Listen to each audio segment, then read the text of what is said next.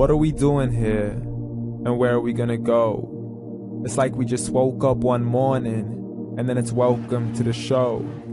Don't ask any questions, just go with the flow. Make as much money as you can, and try your best not to get broke. Copy everything you see on the TV, from the hairstyles to the clothes, and don't think too often, just do exactly as you're told. And if you ever get confused, then just turn towards the alcohol. You'll still hear your thoughts, then just turn up the radio as you learn to live a lifestyle of drugs, sex, and rock and roll. But in all honesty, I just need to know, is there more to the cycle than growing and getting old? Living and dying just to leave behind a happy home and a whole lot of property that somebody else is going to own.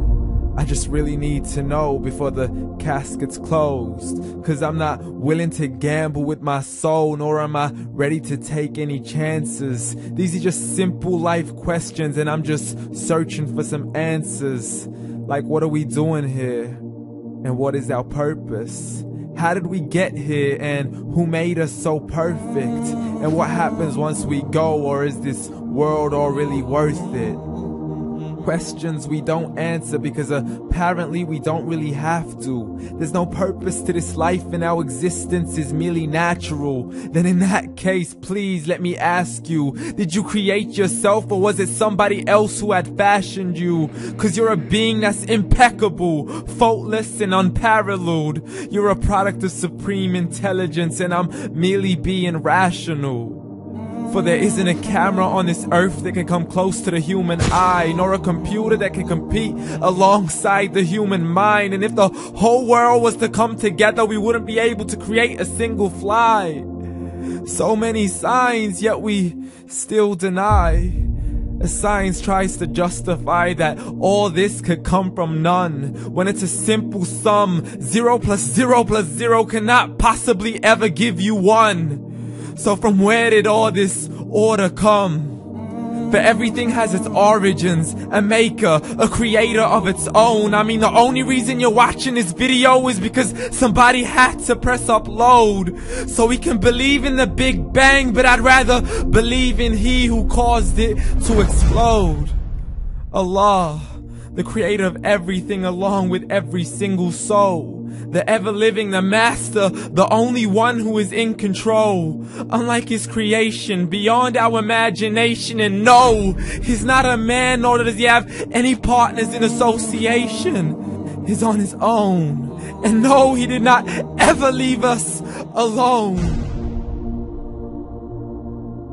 Just like every manufacturer, he left us with an instruction manual. The Quran and Islam, and I'm sorry to jump to conclusions, but it's the only one possible. The only definition of God is the one and only supreme being. It's logical, a book with 0 contradictions, with miracles that are both scientific and historical, all revealed over 1400 years ago.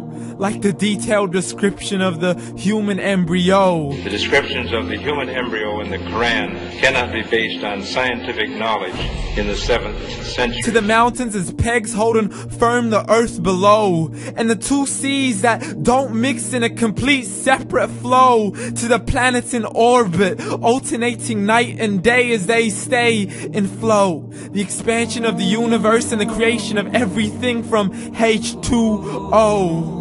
To the stories of the past and the preservation of Pharaoh. To identifying the lowest point in the land where Persia defeated Rome. The gushing fluid that created man in the glands between the ribs and the backbone. And not a word has changed, it's still the same. So please explain how all this was known over 1400 years ago. To a man who couldn't read or write, as he would recite whatever the angels spoke. And if you still don't believe, please try to come up with something that's even close. But you can't, so we took God as a mockery and his messengers as a joke. Muhammad could not read or write.